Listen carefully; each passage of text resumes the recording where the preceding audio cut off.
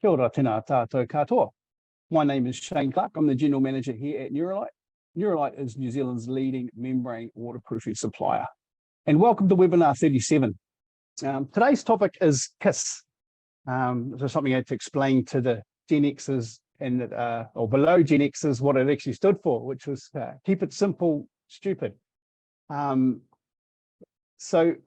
More specifically, the topic is around how simplifying design can have a significant effect on the overall cost of a project. Now, this whole cost-conscious theme has been relatively popular, and we all want our projects to go ahead. So luckily for you today, I have some other people on the panel with me. Firstly, I'd like to welcome Benedicte Pacorel, our Nuralite Technical Advisor.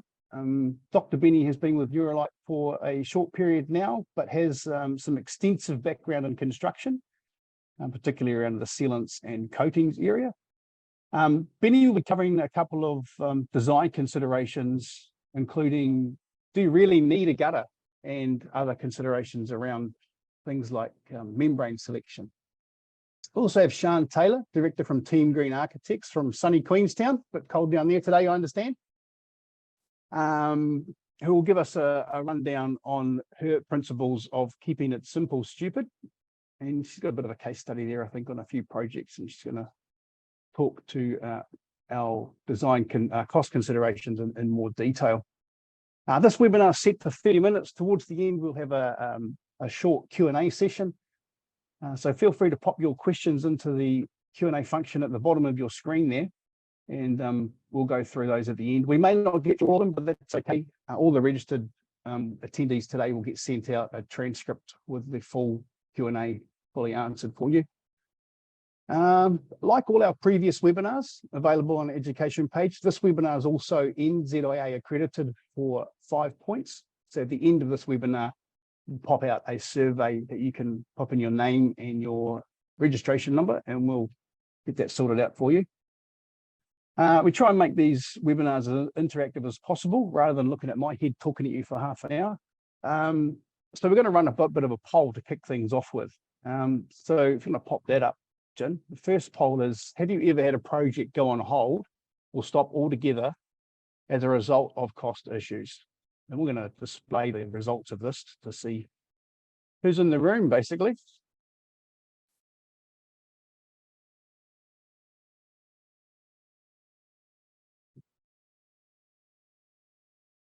Excellent. I want to finish that up now. Do we get to display that? There we go. So yeah,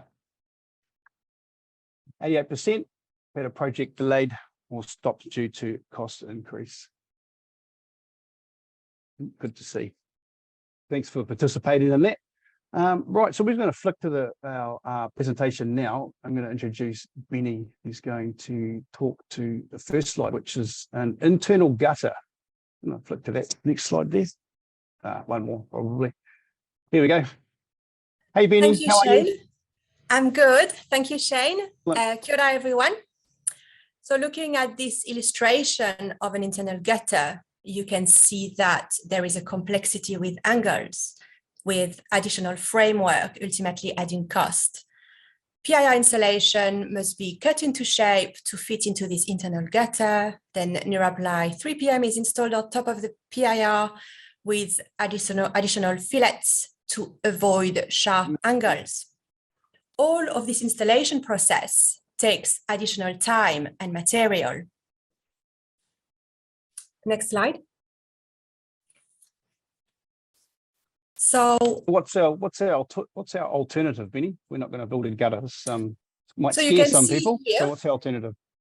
So a simple design consideration is the removal of gutters. We suggest to remove gutters completely and design the roof with falls, which results in a huge cost saving.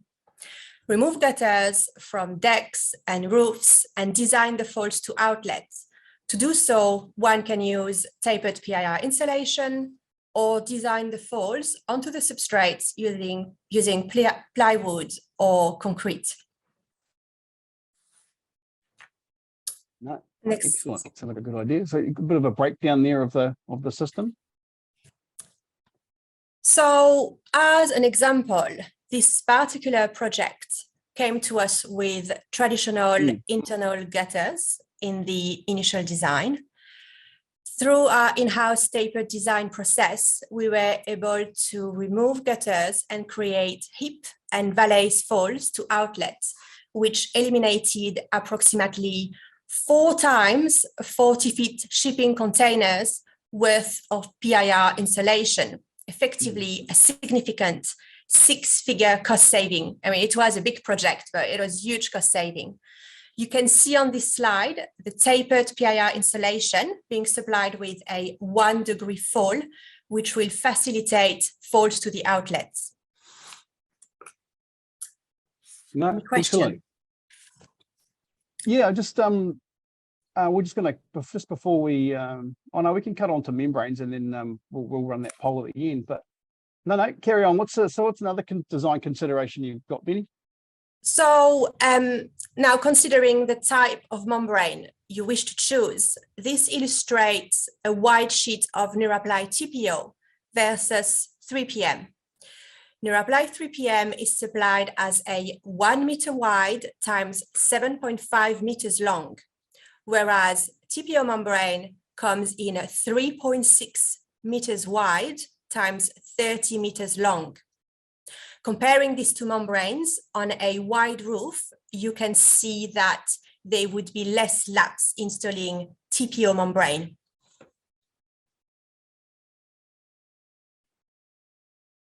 Yeah, no, they definitely look a lot bigger. So you've got an example here of where you would use one particular membrane over another. That's right. So on this roof, Nuralite 3PM was used. It is a robust 2 layers bitumen membrane system with a mineral chip texture finish. First layer is self-adhered and the second layer is applied with a gas torch. Nuralite 3PM is ideal for roofs where 1 degree fall is required or for a complex roof geometry, roofs with plant areas or a lot of details. The membrane system being bitumen-based tends to be easier to install around details and busy roof areas. Yeah, no, nice. It's a very thick and robust membrane. It's you can, I don't know if you can quite see on that slide, but this particular roof also has a living area sort of in the middle of it with Eurojacks and whatnot. But that's right. So yeah, it is a well-used area. That's right. Go to the next slide. We've got another example. Yeah, so here you can see the Nuralite TPO, which is ideal for large-scale projects. It is a single layer membrane with a smooth finish. This membrane requires a 2 degrees fall. It uses hot blown air applied from an electric heat gun. So for a large, simple roof, we would advise TPO being wide gives a fast coverage and less laps. Excellent. No, thanks for that, Benny. So yeah, a couple of design considerations there around elimination of gutters and your membrane selection. I'm going to run a second poll now to make sure we're all still wide awake. And just wondering if anyone's ever actually, before now, actually considered not, eliminating a gutter as a cost-saving initiative. See if it's been considered before. So we'll let that run for a couple of seconds.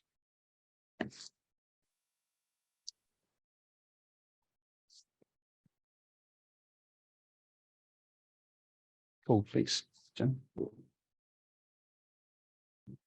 Oh, cool. It's I'd say that's 50-50. Interesting. Excellent. Okay, I'm now going to introduce Sian Taylor, like I said, from Team Green Architects. He's going to talk about some simple form and design ideas and around how keeping it simple can be of benefit to you. Morning, Sian. Hello. Thanks, Shane. Ian, can you just go to the next slide? Thank you. So thanks for inviting me to talk here today, guys. It's a real passion of mine, this particular subject. And the reason for that is that I think we're at a time as architects and designers, but anyone in this industry where everything's challenging. Everything's costing way more than it should, and it's continually increasing in cost. Everything's taking a lot more time, and it all seems to be getting much, much harder. The process is harder and taking longer. It's harder to get clients because they know it's costing a lot more money. And this is all at a time when we also desperately need to make our buildings more sustainable, which is my particular passion. So these three major challenges can seem insurmountable, which is why at the moment I'm trying to do as much as I can to get a message out there that actually the things that make the biggest difference to sustainable design are often the things that can save our clients money or reduce the cost of the building.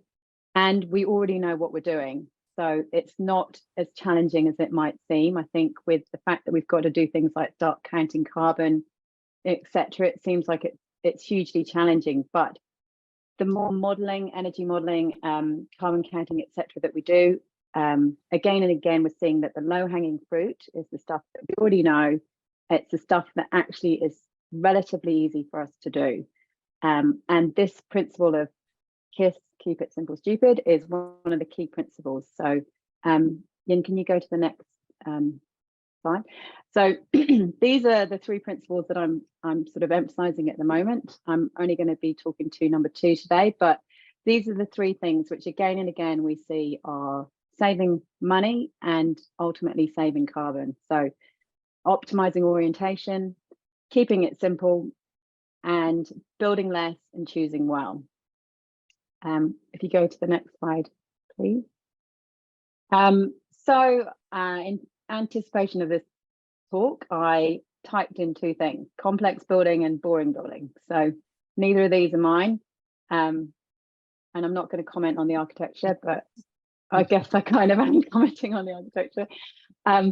But this is what I see is, I guess, a challenge that we face as architects and designers, is that we don't want to create something that's boring. So by saying it's simple, we don't want to have to create something that just is boring architecture. We ultimately like creating buildings that are interesting, architecturally interesting. But obviously the challenge that we face with complexity is that ultimately it's going to cost more money. It's going to cost us much more money in terms of design, time, detailing, etc. And ultimately it's going to cost our client more money because it takes longer to build, it's more complex to build. And ultimately the complexity adds to the cost and the carbon of that building, which is what I'm going to talk to here. But at the same time, we don't want to create boring buildings.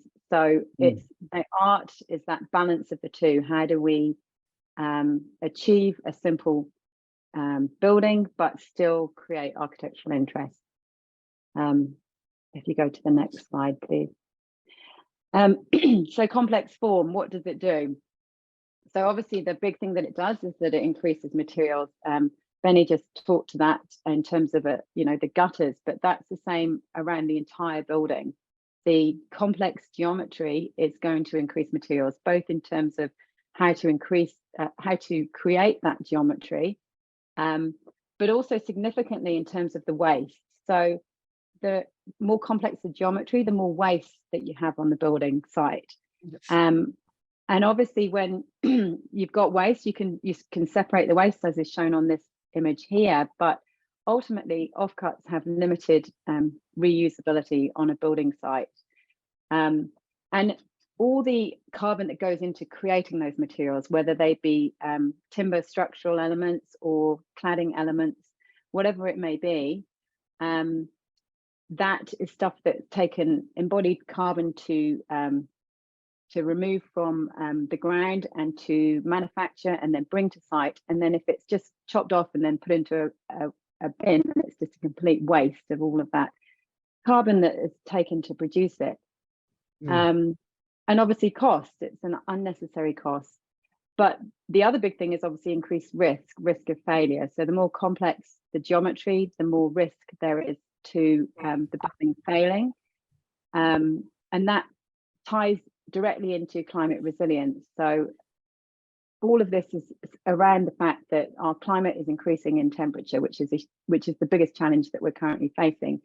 But with that increase in temperature, we get extreme weather conditions, we get extreme weather patterns, increased rainfall, increased wind, etc. And so the more complex our buildings are, the more risk they are of failing. So if we've created a building that ultimately is going to fail in a smaller period of time because of this change in climate, then we haven't created a building that is responding to this climate change conditions.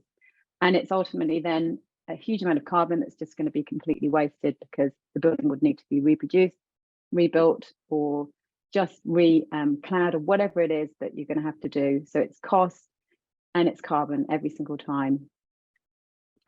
Next slide, please. So what does Simple Form do? So Simple Form, obviously, it does two things in terms of carbon. It reduces embodied carbon and it reduces operational carbon. So that's what I'm going to talk to here. So in terms of embodied carbon, the main thing that it does is it reduces the amount of materials, because the simpler the form, as we just talked about, the less materials you have to use to create that complex geometry. And that therefore links directly to the amount of embodied carbon, because the less materials means less embodied carbon. And I thought that often certainly occurs to me, and I think it occurs to many of us, is when we think of embodied carbon and reducing embodied carbon, is that it's going to cost more money. Because one of the biggest things that we look at is the fact that structure, for example, to reduce embodied carbon in terms of structure, we have to start looking at things like timber structure, because the three biggest sort of embodied carbons are the concrete, steel, and the aluminium. So coming away from that, if you've got a timber structure, it costs a lot more money, because you need much more bigger timber elements to create the same spans, etc. So what we have to do to further reduce cost in embodied carbon is simplify our design, simplify our buildings, because that means less materials overall, and it means that we can, the builder can look at things like repetition, easier to build, reduction of waste, reduction of offcuts, etc., just to create that same building. And things like the cladding, because ultimately the simpler the external envelope, the less cladding materials we also need, and ultimately that reduces cost. Sounds so simple, doesn't it? Yeah, I should have said that. This is trying to keep it in our heads as well. So yeah. Okay, so then operational carbon, the fact that a simpler structure, how this reduces operational carbon. Essentially, this is about the form factor. So the form factor is the surface area of a building relative to the gross internal area of the building.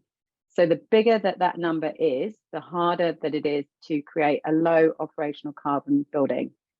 And the reason for that is that operational carbon is directly linked to heat loss and heat demand of the building. And that is across our entire climate. So that's the same up in Auckland, obviously to a lesser degree as it is to us down here in Queenstown. Heat loss is the biggest portion of operational carbon. So to reduce that, we have to reduce our surface area, places where we can start to lose that heat. And a simpler structure means that you're going to reduce that operational carbon, you're going to reduce that heat loss. But it also means that you're going to reduce embodied carbon, because if you're trying to achieve a certain level of operational efficiency and you have a complex geometry, you need more materials to reduce that operational carbon, because you need more materials to reduce that heat loss. So a simpler surface area, the way I try to explain it to people is it's a bit like if you're on the mountain and like you do here, go skiing and it's freezing cold, you don't sort of sit there with your arms out wide, you sort of huddle in nice and tight. Depends how good a skier you are, I guess. Yeah. Yeah.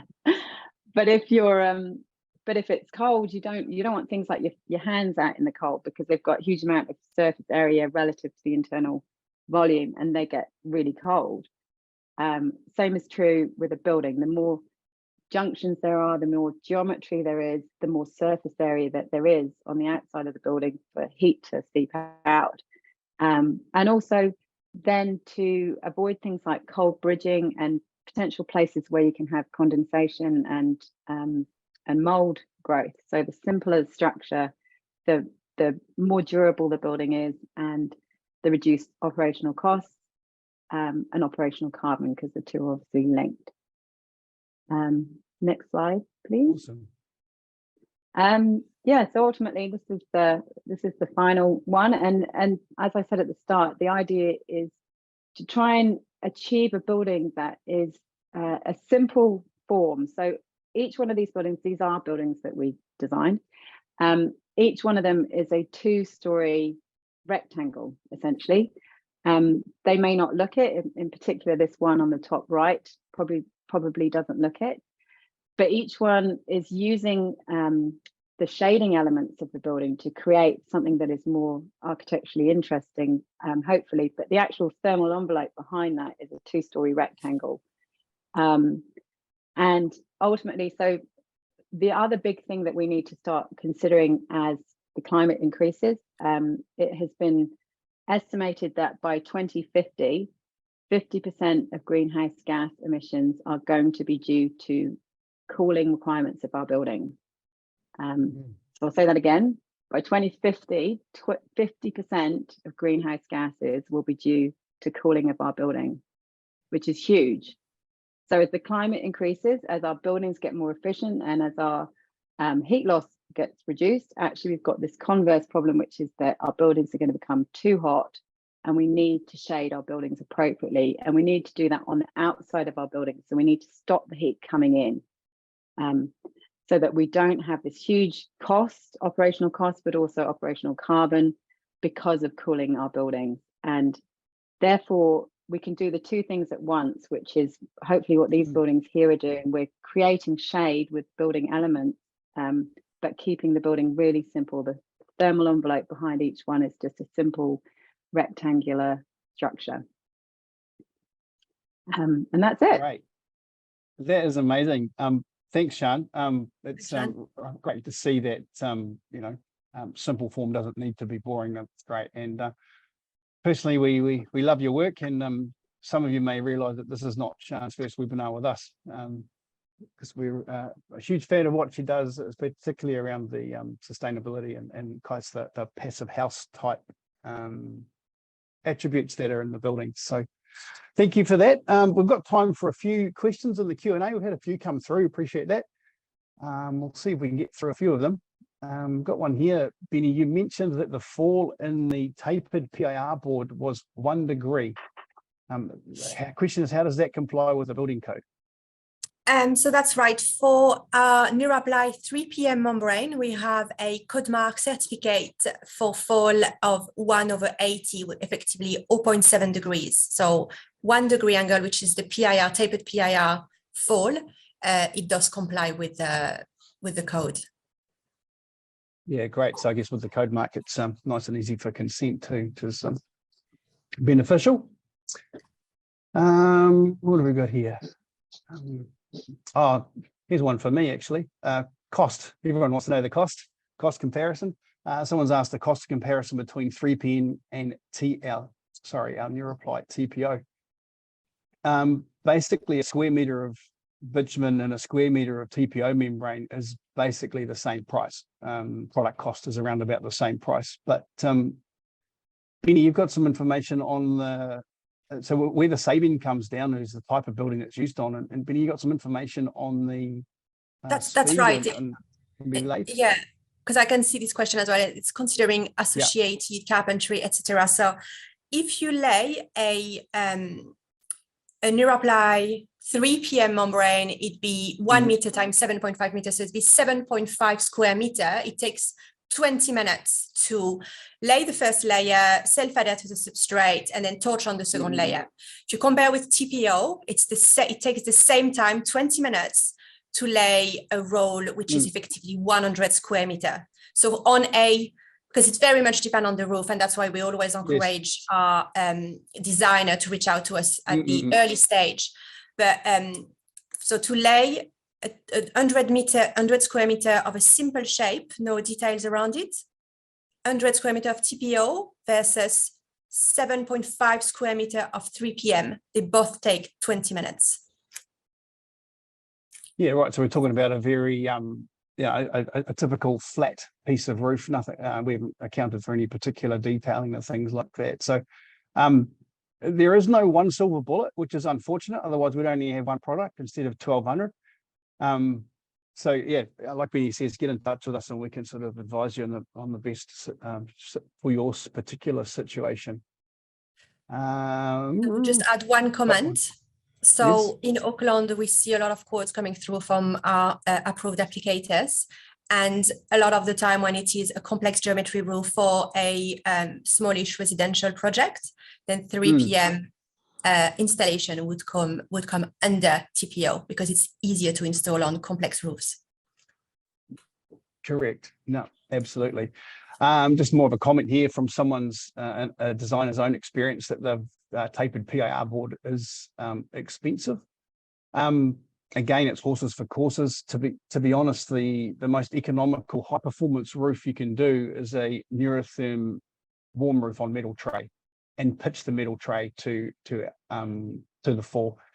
We covered that in a previous webinar, but actually webinar in 4 weeks' time, we're doing a deep dive into substrate selection and whatnot, and how that can have an effect on the overall cost. PIR comes into its own for that example that Benny used, where we're using a flat CLT panel. So the CLT panel is actually the ceiling inside the building, so they wanted it to remain flat. So we've had a good old flurry of questions in the last 2 minutes. We won't get a chance to answer them all, but like I said, what we'll do is collate them all, and they'll all go out to all the people that have registered, and we'll answer them in full. So yeah, I just want to wrap up and say thank you very much, everybody, for attending. I do know that Benny's arranged some of her practices to sit in the boardroom and share this presentation all at once, and she has managed to shout the morning tea. So if you want to send us a photo of your team sitting down in the boardroom watching this, we'll arrange that for next time as well. That was our webinar in our series of cost-conscious design and how true value engineering occurs at the design stage. Today's webinar was how to keep it simple, stupid, and we hope we've picked up some good tips there. And one last poll before we go. If you're currently working on something and you'd like someone to follow up with you in the team to see if we can offer any cost-saving creativity, feel free to give us a note here, and we'll follow up with you in due course. So yeah, that was us. That was our webinar on keeping it simple, and I look forward to seeing you on the next one, which will be around the same theme. Thank you, Shane. Thank you, Benny, and thank you to the producers. Wonderful, and we'll see you on the next one. Thanks, guys. Thank you, everyone.